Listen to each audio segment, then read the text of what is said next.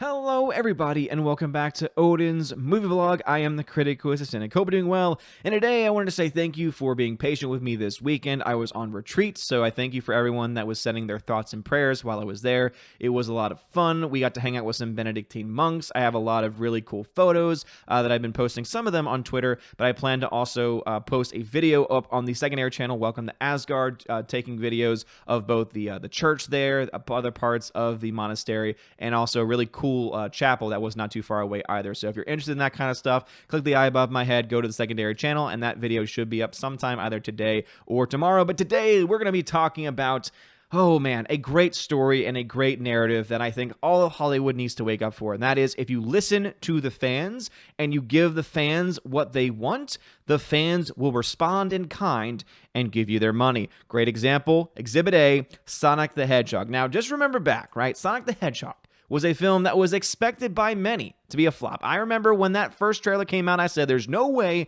this film is going to make any money. When that film was still out, even after the very negative backlash, we already had some tracking on what that film was expected to make, and it was expected to make probably between, $10 and $20 million in its opening weekend, and eventually leading to epic box office failure. What happened? The director decided to come out of his way and say, hey, fans, I've heard you loud and clear. You've made it very clear by disliking the trailer. You've made it very clear by tagging me in your tweets. You've made it very clear by talking about this on social media. And you've made it very clear that this is not the vision of Sonic that you want in a Sonic live-action film. I hear you. Which is exactly the way that he and anyone else in Hollywood should respond. Now, some people have already writing articles saying, when is too far? How far is too far? When should fans not be listened to? When is artistic? The biggest article I saw was, when is artistic integrity going to, have to take a back seat to fandom? And it's like, wait a minute. You're talking about a series, Sonic the Hedgehog, which has been around now for a very long time, has a very massive fan base. Even I have played a lot of Sonic games. Sonic the Hedgehog played on Sega Genesis. Sonic games played on my Game Boy back in the day, right? There are other people that have played many more versions and many more games since that time. But a lot of us, I feel, have some connection to the IP of Sonic. And so it just is crazy to me that there are people out there that are actually criticizing what the team did and having them redesign the characters, with the whole point of it being, oh, well, what does that say to those artistic designers that made that original character? Guess what it means? It means that they sucked at their job. It means that they didn't do their job correctly. It means that they saw the character and decided, ooh, let's make it look more lifelike and realistic, which is something that fans don't want. If you want to make a realistic looking hedgehog, guess what? Go ahead and make your own new movie all about your realistic looking hedgehog that's not named Sonic. But if you're going to make a character like Sonic the Hedgehog or any other character, Detective Pikachu I think would be another great example, because that's the film that has been compared to a lot with Sonic the Hedgehog, because both of them had very similar domestic opening weekends. Actually, Sonic the Hedgehog, technically speaking, is more profitable, or at least made more money domestically than what that film did in its opening number. Of course, we have not adjusted that for inflation yet, but it's going to make roughly around the same amount of money, which is very, very cool to see happen. Where, of course, Detective Pikachu has a little bit of an edge is the fact that it did better in the foreign marketplace. But, of course, that did not have the coronavirus going on at the time. And so I'm imagining that's probably going to have a major impact in what the numbers of Sonic the Hedgehog end up doing in comparison, at least internationally, to what was done with that film. Now, with all that being said, in both cases, though, you have something very clearly done. You have the people behind the screens, the director, the creative design team, saying, hey, the fans aren't happy. The fans want the character to actually look like the character. What a novel concept. And so let's go ahead and give it to them. And you know what that did? Not only did the trailer of it being so terribly designed get them into their attention, get everyone talking about the movie, but then when they decided, hey, we're going to move the release date of this film because we're going to fix it, that also got the attention, not just of the mainstream media, not just of the casual normies, but of the fans. And remember that the way that these tend to break down, and I know that this has been broken down several times before, when you talk about any major franchise, normally it's the hardcore 20%, the hardcore fans that make up around 80% of the profits, right? That's something that's been touted by several people in the comment sections across my videos, but also been something that's been covered even in economics, right? The people that are most passionate about any product are going to tend to be the ones that spend the most money on said product.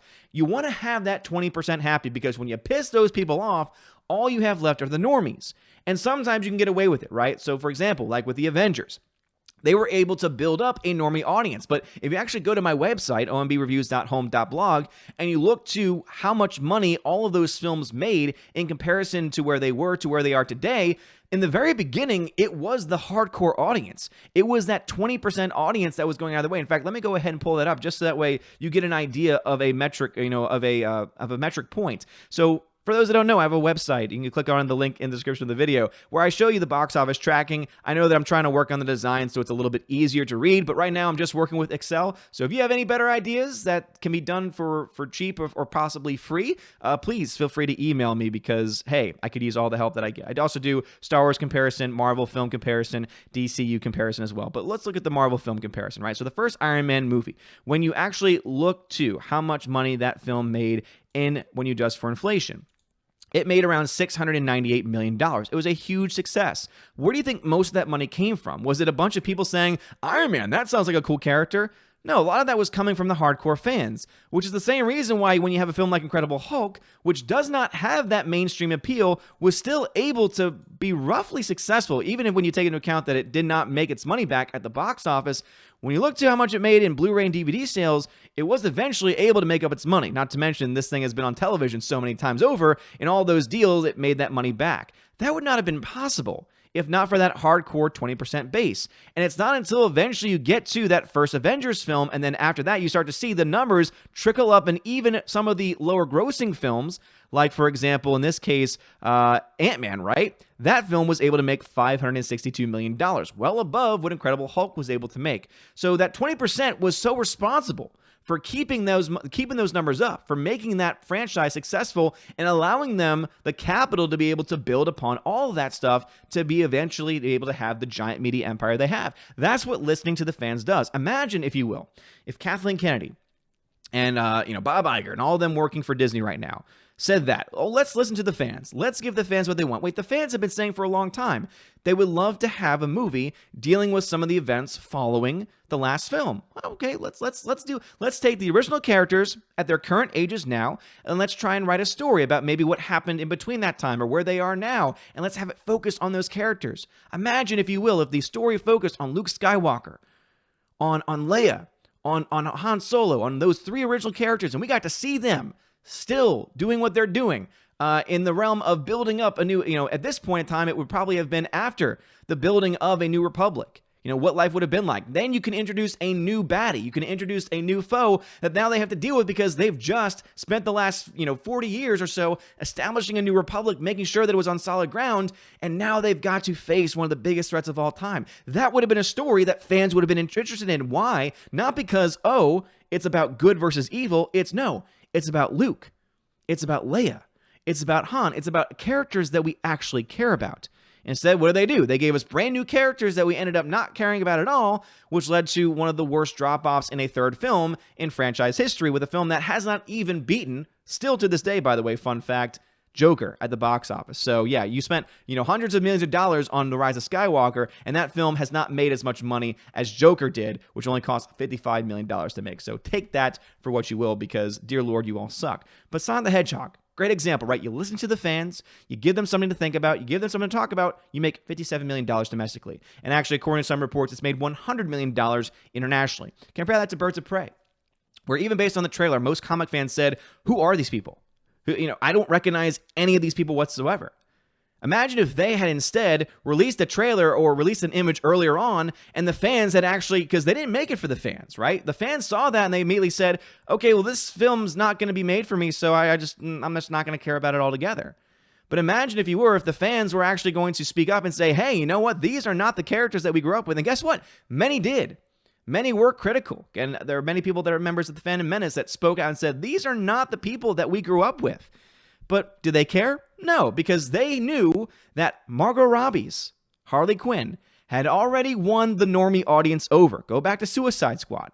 The reason why that film was so successful was because of Margot Robbie's Harley Quinn. Let's just be honest here. Who was the big person that everyone dressed up that Halloween and ever since then? That's right. It wasn't the comic book character's Harley Quinn. It was Margot Robbie's Harley Quinn. That's the only reason why this film right now is making any money, because people are fans of her. People are fans of wanting to see her on screen playing the Harley character.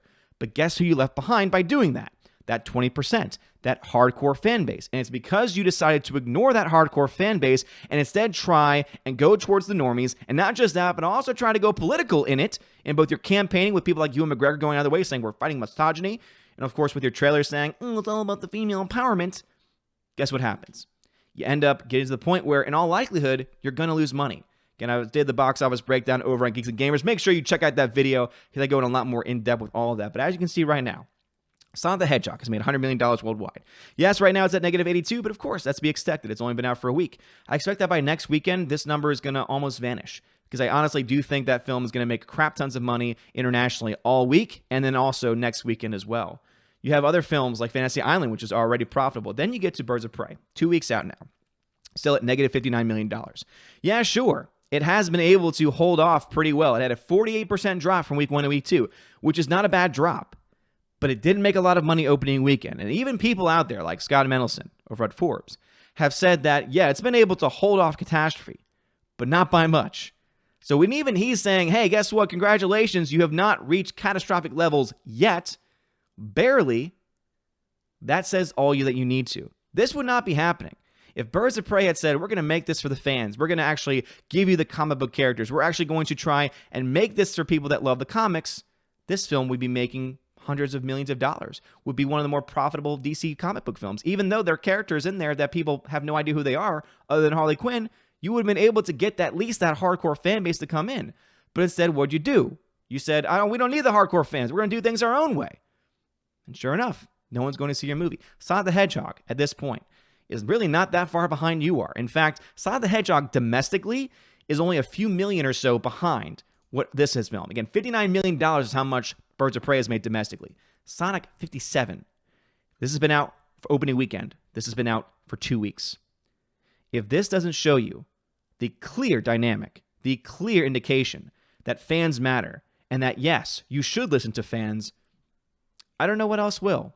There are so many other clear examples of this that would take up way too much time. But what are your thoughts on this? Are you happy to see Sonic the Hedgehog doing so well? I know that I plan to see it probably sometime tomorrow because I was going to see it Thursday. Wife got sick. Was not able to go Thursday, was on retreat all weekend, and probably for the rest of the day, I'm going to be spending time with the wife after I get done with this video. So because I'm off tomorrow and she's not off tomorrow, I'll try and go see it then. But what are your thoughts about this? Do you think that the reason why this film is being so successful is because it actually listened to the fans? Because guess what? If this film had come out and said, oh, that design's staying, we don't care what the fans think, this movie would not be making this money. This movie would be one of the biggest box office bombs of 2020. But look what they did. They listened to the fans and they turned it around. Versus this film where they never cared about the fans in the first place, and at best, they're barely going to break even and make a bare minimum profit.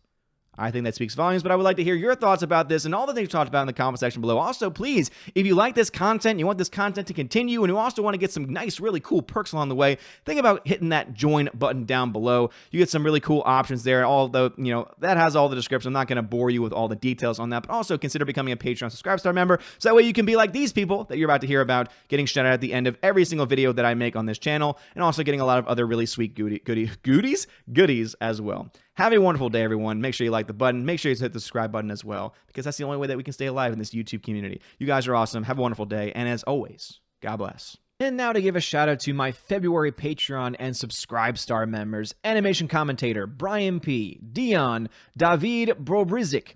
Please let me know if I need to repronounce that name. DivX, Elizabeth M., Enrique Evangelista, Father Christopher Miller, Frank the Tank and the Shawhan Weird Dog Clan, Harold Francis, The Hunky Chunky Funky Monkey, Inflamed Wood, Trap Productions, Jason Clark, Jeffrey Toon, Jeffrey Lebowski, JJ Jonathan Jerembeck, Kenneth Cameo, Lady T, Mad Mitch Dunaway, Mr. Peabody and his evil twin with the beautiful hair, Orange Hat Reviews, Outpost Dyer, Perpetual Punster, Riff Magos, Rosetta Allen, Steve Glasker, Teresa Martin, Theodore Bendon, The DJD Show, and Tina B. And over on Subscribe Star, Robert Revo, Larry, Mr. Roy, Glinzer, G2Cool99, Darkstar57, Alice McCarthy, US 888209 Fast, Dean Heiss, Harold Francis, J-Rod the Beer Guru, Nebanon G. Adams, and ZK Man. Then a shout out to Riff Racer Request and Sir Lance Elato.